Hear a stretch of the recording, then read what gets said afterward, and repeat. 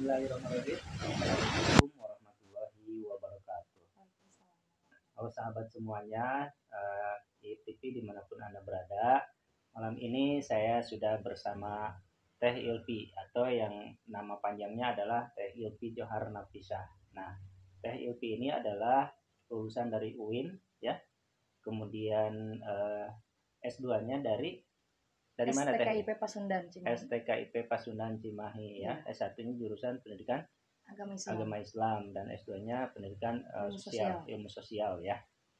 Nah, sahabat, malam ini kita akan ngobrol mengenai konsep pendidikan ya. Konsep pendidikan menurut perspektif dari Teh Ilvi ini sendiri ya. Konsep pendidikan non formal tentunya ya. Kalau pendidikan formal kita ada teknologi ya. Ini adalah pendidikan non formal. Nah, Teh Ilvi ini adalah seorang dosen pengajar dari PAI As-Sidikiyah ya. Rawang. Selain itu juga kebetulan tahun 2014 saya ngajar di salah satu SMA negeri di Pleret ya. Sampai tahun 2015 untuk fokus ngajar itu di sosiologi. Nah, kemudian ngajar juga di salah satu MTS swasta. Saya ngajarnya di PKN ya. Dilanjut di salah satu sekolah SMK swasta juga. Oh iya. Yang ngajar itu. Kemudian selain itu ya dalam bentuk pengabdian masyarakat. Kebetulan saya mengelola satu pengajaran pendidikan anak-anak fokusnya. Pengajaran pendidikan anak-anak itu dalam lingkup yaitu pengajian gitu. Pengajian anak-anak. Kalau nggak salah ada juga di sekolah Baitul Quran ya. Ya, saya pernah lah satu semester kalau nggak salah ya. Oh, sekarang sudah tidak lagi. Sudah tidak lagi ya. Oh, baiklah. Oke, pemirsa, perkenalan mengenai Teh Ilvi sudah cukup ya. Nanti kalau misalnya ada yang mau tanya lebih lanjut boleh di komen ya mengenai Teh Ilvi ini. Ya.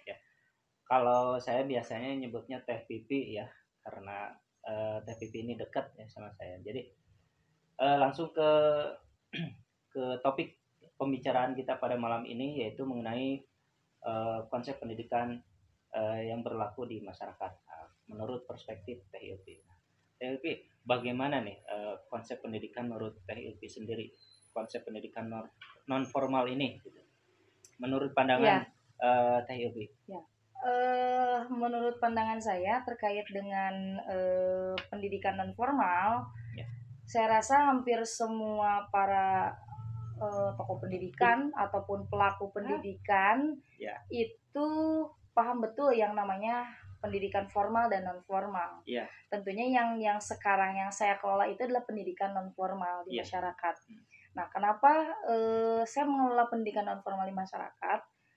Karena tujuan pendidikan itu tidak harus kita menekankan kepada pendidikan formal saja. Betul. Nah, sehingga kebutuhan kita untuk memanusiakan manusia itu betul. Ya di dalam konsep pendidikan itu ternyata kita butuh yang namanya pendidikan non formal. Nah, yang sekarang ini yang akan saya bahas adalah mengenai yaitu pendidikan pengajian terhadap anak gitu kan di masyarakat. Iya. Ya memang tujuannya sangat baik, selain memang kita membantu pendidikan formalnya anak-anak di sekolah gitu. Jadi kita harus mendukung anak-anak dan mengarahkan anak-anak terhadap pendidikan agama gitu. Betul. Sehingga di masyarakat itu ada ruang untuk kita belajar secara gratis sehingga tidak ada batasan sampai kapan belajarnya. Kalau di dalam pendidikan formal kita sudah ada batasannya sampai 12 tahun misalkan, atau misalkan kalau mau melanjutkan bisa ke perguruan tinggi. Tetapi kalau pendidikan di masyarakat itu semua usia itu bisa masuk. Makanya mulai dari pendidikan yang paling bawah itu anak-anak ya saya mencoba untuk mengelolanya gitu. Sampai yang sudah dewasa pun sampai yang sudah dewasa pun, bahkan ada pengelolaan majlis taklim juga untuk ibu-ibu. Jadi fokusnya ke pendidikan masyarakatnya gitu, ke sana. Iya, betul. Tentunya ini sangat membantu ya pendidikan formal di masyarakat itu sendiri ya, selain dari pendidikan orang tua ya untuk anak-anak. Ya, cukup jelas ya pemirsa ya. Nah, sekarang yang menjadi pertanyaan kedua adalah bagaimana THIP menerapkan metode pendidikan non formal ini. Metodenya seperti apa? Kalau metode secara praktik saya yakin di setiap pendidikan non formal dimanapun semua bisa menerapkan, gitu. Bahkan kalau pendidikan non formal itu yang berada di bawah yayasan mungkin sudah ada skemanya, konsep dan lain sebagainya, gitu. Betul. Tapi saya lebih mengarah kepada tidak ada batasan anak untuk belajar dengan metode apapun, gitu. Kalau misalkan di tempat yang lain ada whiteboard, papan tulis dan lain sebagainya, itu di saya tuh justru tidak ada. Kalau ini berarti menggabungkan dari beberapa metode ya? Iya, pertama mungkin kalau dari segi belajar mengaji mungkin sistemnya ada sistem sorogan, balagan, itu pasti ada ya. Dalam setiap pendidikan agama metode pesantren saya terapkan. Terus yang paling yang paling saya munculkan juga di sini adalah metode hafalan. Betul. Nah, kenapa metode hafalan? Terkadang anak yang belum bisa membaca Quran, anak yang belum bisa bacaan tulisan Iqra pun dia merasa terbantu dengan hafalan tersebut. Gitu. Bahkan contohnya ya, contoh faktanya, ada anak yang usia ketika belum masuk SD dia sudah hafal surat Al-Waqiah. Sudah hafal surat-surat yang memang kalau dalam taraf kita mendapatkan proses mengetahui surat tersebut itu dalam pendidikan formal itu harus di tingkat berapa, harus di tingkat SMA atau di tingkat SMP gitu kan, ada kesulitan. Sehingga saya lebih kepada metode ceramah yang menerapkan juga metode-metode hafalan terhadap anak, itu sangat membantu gitu. Kemudian ini ada lagi Pak, jadi dalam memberikan pengajarannya, kebetulan di pengajian Nurul Amin ini hampir rata-rata pengajarnya itu sarjana. Ya, sarjana, mulai dari pengasuhnya itu pemiliknya juga sudah bersarjana. Kemudian pembimbing, saya di sini sebagai bukan guru atau ustadzah, tapi saya mengatasnamakan bahwa saya adalah pembimbing mereka gitu. Terus ada Ibu Eva kebetulan, sama beliau juga basicnya sebagai guru, notabene sebagai lulusan sarjana juga sama. Terus ada 2 lagi guru yang memang mau lulus gitu ya. Jadi alhamdulillah peran mereka itu membantu terhadap penggabungan metode-metode itu gitu. Terus dalam konsep mengajar mengaji pun saya mengklasifikasikan terhadap usia. Itu pertama untuk usia misalkan dari yang 5 tahun, 6 tahun, 7 tahun yang kisaran dia bisa baca Iqra 1, 2, 3, itu kebetulan saya yang pegang. Gitu kan. Sehingga matang dulu. Bahkan sampai ada anak yang dia sampai 4 tahun mengulang Iqra 2. Diulang lagi. Karena fondasi awal ini penting ya. Iya, fondasi awal itu betul, penting. Karena nantinya kalau salah nanti kesananya salah ya. Nah, untuk tingkat SMP dan SMA itu kebetulan ada sama orang tua saya, itu lebih kepada tajwid, kepada bacaan Quran yang lebih mendalam lagi. Terus tambahan lainnya adalah untuk usia yang sudah masuk juz amma. Nah, itu ada yang mengelolanya adalah Bu Eva gitu. Jadi kita menggabungkan metode itu gitu. Berbeda dengan sekolah. Kalau sekolah kan ada kurikulumnya, ada silabusnya, ada RPP-nya, ada pencapaiannya, bisa dan tidaknya itu harus terlewat gitu, harus tercapai gitu sesuai pertemuan. Kalau ini kita tidak, yang penting tadi ketercapaian dia sampai bisanya itu dengan metode yang diterapkan. Ya, menarik pemirsa ya. Dengan penerapan metode-metode ini yang luar biasa, karena pengajarnya pun di sini tidak sembarangan, yang sudah lulus sarjana bahkan pasca sarjana, tetapi mereka bisa menggratiskan pendidikan ini. Itu menarik ya. Nah, itu yang jarang sebetulnya. Memang pada saat ini rata-rata untuk pendidikan non formal ya THIP ya, itu rata-rata hampir kurang, kepedulian masyarakat agak sedikit berkurang, beda dengan pendidikan formal, karena padahal dua-duanya ini penting gitu ya. Dua-duanya penting dan saling mendukung gitu. Coba bandingkan anak yang hanya sekolah saja, tidak didukung dengan pendidikan non formal, itu akan berbeda, menurut saya akan berbeda hasilnya juga ya. Nah itu barusan udah ke metode ya, metode. Contohnya contohnya sudah masuk ya. Dan menurut Teh Ilvi nih, bagaimana fakta masyarakat saat ini dulu terhadap dan saat ini dan masyarakat dulu ya terhadap pendidikan non formal itu sendiri itu seperti apa? Oke. Berarti kalau misalkan kita ingin mengetahui apa namanya tuh perubahan mungkin ya, perubahan terhadap perkembangan pendidikan non formal saat dulu dengan sekarang, tentunya ada hal yang berbeda. Iya. Ada pergeseran. Ada pergeseran. Pertama, jika dulu tidak ada ketentuan terkait pentingnya pendidikan formal, maka masyarakat larinya kepada pendidikan non formal. Jadi lebih mereka lebih ke pengajian, kemudian ke pesantren gitu. Yang penting mereka mendapatkan pendidikan gitu kan. Nah, kalau sekarang justru berbalik karena memang tertuntut terhadap sebuah legalitas juga sih ya. Legalitas, kebijakan dan aturan bahwa bahkan kewajiban sekolah sampai 12 tahun gitu. Sehingga ya mohon maaf gitu. Sisi lainnya adalah adanya seperti mengesampingkan pendidikan non formal yaitu pendidikan agama.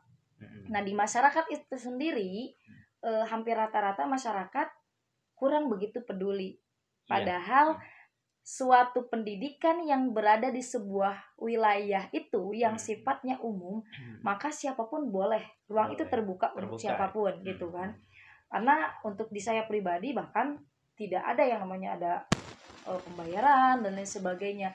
Sangat-sangat gratis. Bahkan guru yang mengajarnya pun mereka hanya ingin yaitu memberikan kontribusi. Memberikan dedikasi terhadap mereka sekolah pendidikan tinggi, yaitu kembali lagi kepada masyarakat gitu. Dan anak-anak yang sekarang ada di pengajian yaitu hasil-hasil dari kita gitu. Jadi perbedaannya sangat cukup berbeda lah gitu ya. Jadi kurangnya perhatian terhadap pendidikan non formal. Contohnya ketika ada permasalahan di sebuah pendidikan formal, maka orang tua sangat cepat merespon. Satu kali ada anak bermasalah di sebuah sekolah, orang tua cepat datang ke sekolah dengan tadi tujuan ingin menyelesaikan, dengan tujuan takut anaknya tidak naik, takut anaknya dikeluarkan. Tetapi bentuk perhatian itu berbeda terhadap pendidikan non formal. Ya, memang itu fakta sebagian orang tua, sebagian orang tua yang belum memahami tentang pentingnya pendidikan non formal, mereka cuek. Mereka acuh, mereka tidak terlihat kepeduliannya. Asa bodoh gitu. Anak anak mau datang ke pengajian, mau tidak itu terserah. Bahkan ketika pihak tempat mengaji mengundang beberapa orang tua, ya kurang responnya. Seperti ya sekedar ya udah yang penting mengaji. Nah, sementara yang namanya daya dukung pendidikan itu adanya dari 3 pusat pendidikan. Tri pusat pendidikan, ada sekolah, kemudian masyarakat dan keluarga. Jadi kita tidak bisa menuntut banyak terhadap pendidikan formal ataupun non formal untuk membuat sebuah produk pendidikan yaitu anak. Jadi kualitas anak itu tidak harus dituntut banyak dari pendidikan formal dan non formal. Karena harus ada dukungan dari orang tua sebagai keluarga. Sama di pendidikan non formal juga begitu. Jadi jangan menyalahkan anak ini akhlaknya jelek, anak ini kurang soleh, padahal dia mengaji. Bukan itu. Jadi hasil atau perwujudan daripada terbentuknya sebuah kualitas anak itu, yaitu ada hubungan yang baik, ada dukungan yang baik dari orang tua, sebagai masyarakat dan dari lembaga pendidikan itu sendiri gitu. Salah satu contohnya produknya kemarin lah yang lagi viral itu kan. Hakim ya. Hakim kan memang bagaimana belajar sih dari orang tuanya sendiri itu terhadap pendidikannya Hakim itu sendiri. Nah, salah satu contohnya adalah begini. Sebetulnya sangat simpel sekali untuk kita menjalin komunikasi yang baik dari orang tua dengan tempat mereka belajar di pendidikan non formal.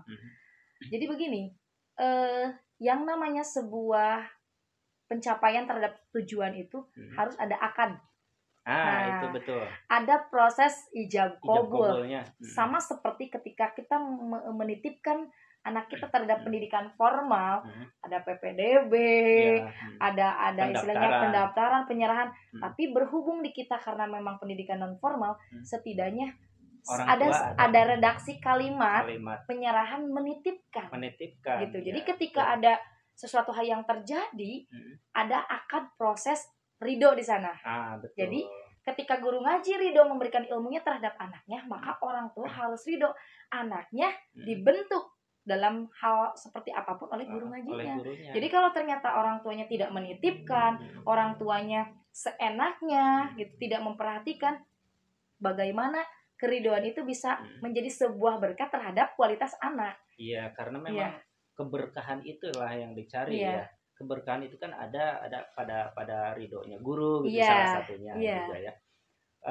Memang fakta di lapangan itu apakah ada memang sebagian yang anaknya itu datang dengan sendirinya misalnya tanpa diantar misalnya ya, mau ngaji atau mau belajar atau mau tidak itu terserah.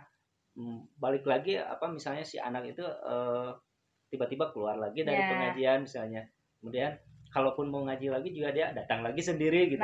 Adakah yang seperti itu? Ada. Nah, itu salah satu gitu ya. Berarti hanya indikator gitu ya.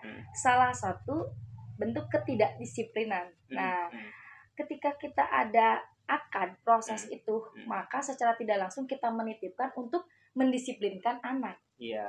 Jadi ketika di sekolah saja ada bentuk kehadiran dan ada sanksi ketika tidak hadir, maka di pengajian pun di tempat pendidikan non formal itu ada yang namanya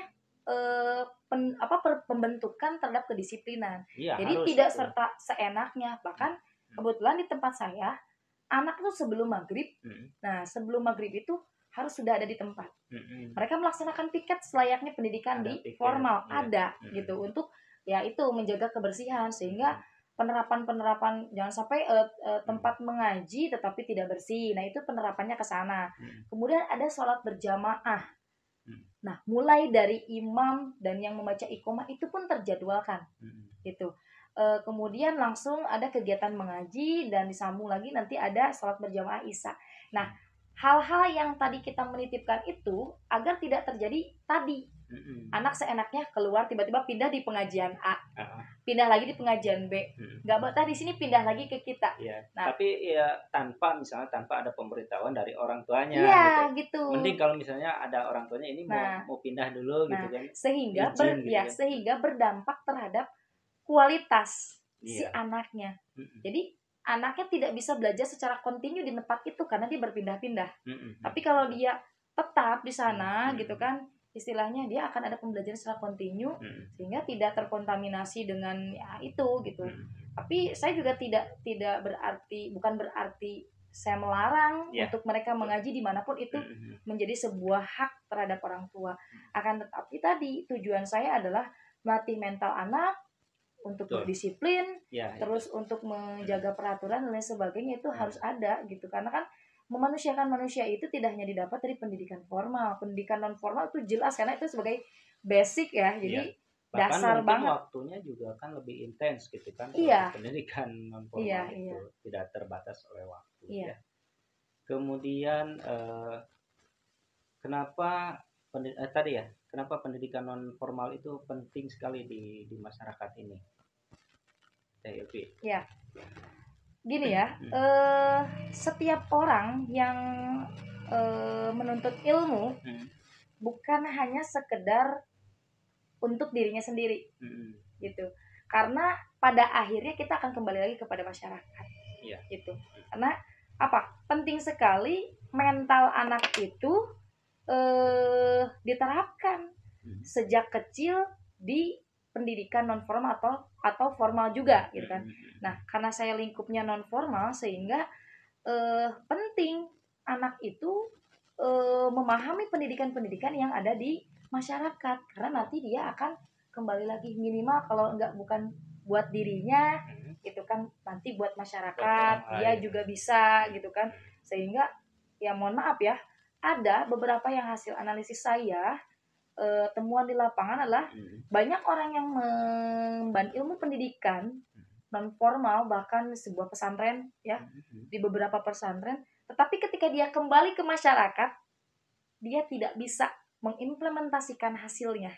Oh iya. Iya, ya beberapa faktor bisa terjadi. Ya salah satunya adalah ketika dia menuntut ilmu, dia tidak didasarkan dengan yang mental yang kuat, bahwa nanti di kemudian hari dia akan kembali kepada masyarakat. Iya. Makanya di saya ini bukan pesantren, tapi pengajian biasa yang memang ya. yang memang tujuannya itu untuk melatih mental. Jadi sangat penting sekali pendidikan non formal ini gitu untuk mendukung juga pendidikan formal gitu. Iya, betul ya. Ya. Nah, jadi gini pemirsa ya, menurut Teh Ilvi ini, jadi peran dari pendidikan non formal ini, ya misalnya yang Teh Ilvi sebutkan itu mengenai pengajian ya, itu sangat sangat penting sekali karena ini berkesinambungan akan mendukung pendidikan-pendidikan yang lain ya. Ketika orang tua sinkron dengan lembaga pendidikan non formal, sinkron dengan lembaga formal juga ya. Nah, ini dari ketiga ini kan trisentra pendidikan yang tadi yang dibahas tadi itu tiga-tiganya itu balance ya, seimbang sehingga nanti akan menghasilkan sebuah output atau ya output ya keluaran, jadi sebuah produk yang bagus. Menurut saya ini nanti hasilnya akan bagus. Nah, kenapa fakta-fakta pada saat ini ada beberapa yang misalnya kenapa sudah anak sekolah tinggi misalnya kemudian bahkan masuk juga pesantren, tapi ketika sudah selesai itu nampak tidak terlihat hasilnya gitu. Mungkin ada yang kurang dari tiga yang tadi yang dibahas tadi ya, dari tiga yang tadi. Kemudian Teh Ilvi, harapan dari Teh Ilvi ini sebagai pengelola pendidikan non formal ini nanti ke depan itu pengennya seperti apa gitu? Ya. Yang saya harapkan tadi boleh daya sambil dukung, minum ya. Sambil minum. Pemirsa kita jadi, di sini sambil ngopi-ngopi ya. Sambil ngopi. Jadi saya berharap ada daya dukung yang kuat dari pihak-pihak orang tua atau masyarakat secara umumnya gitu. Pertama adalah orang tua mampu berkomunikasi. Nah itu ya, komunikasi itu penting ya. Orang tua mampu berkomunikasi. Kedua, lingkungan sekitar harus mendukung terhadap proses berjalannya pendidikan non formal tersebut.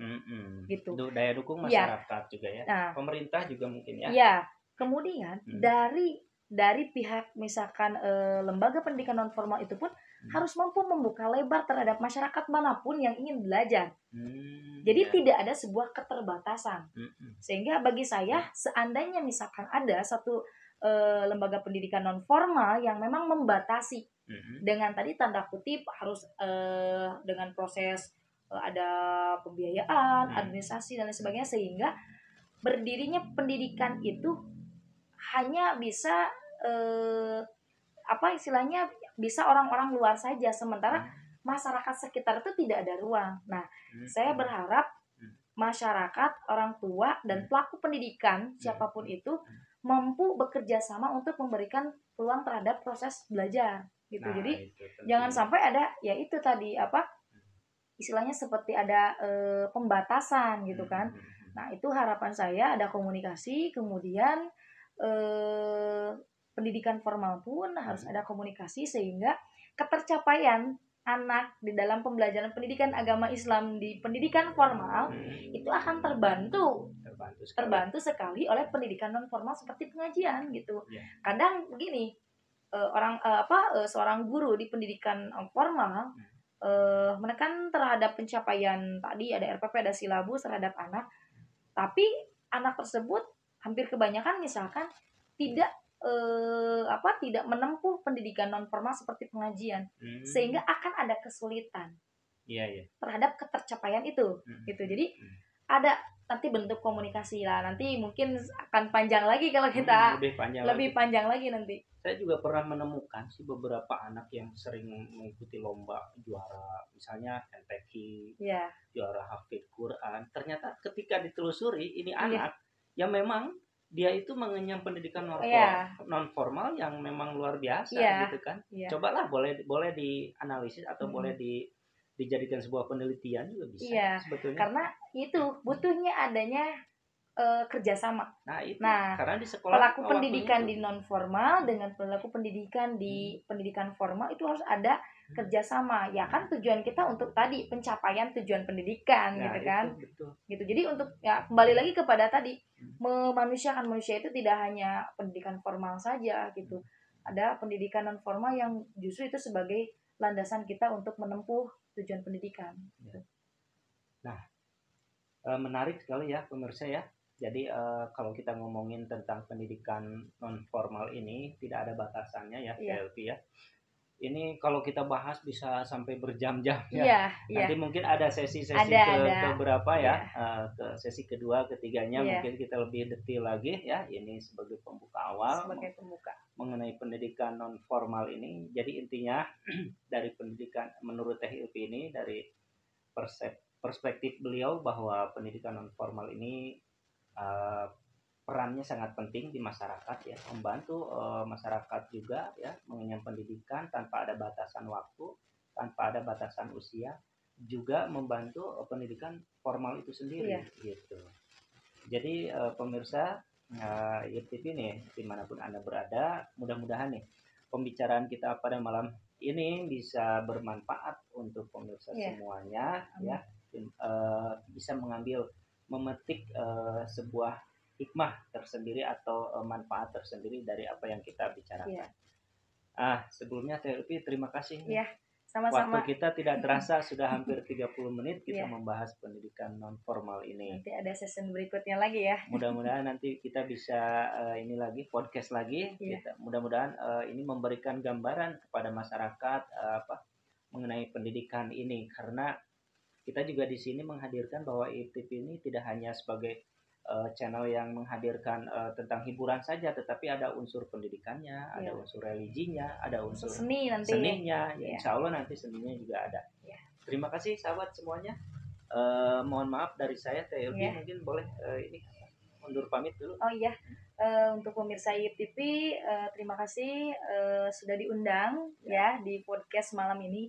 Mudah-mudahan bisa bermanfaat dan apapun yang saya sampaikan, kalau misalkan ada jadi sebuah kesalahan ataupun kekurangan, boleh nanti ada di kolom komentar ya. Pak. Paling itu, terima kasih. Ya, sekali lagi dari saya sebagai pembawa acara mohon pamit. Wassalamualaikum warahmatullahi wabarakatuh. Waalaikumsalam.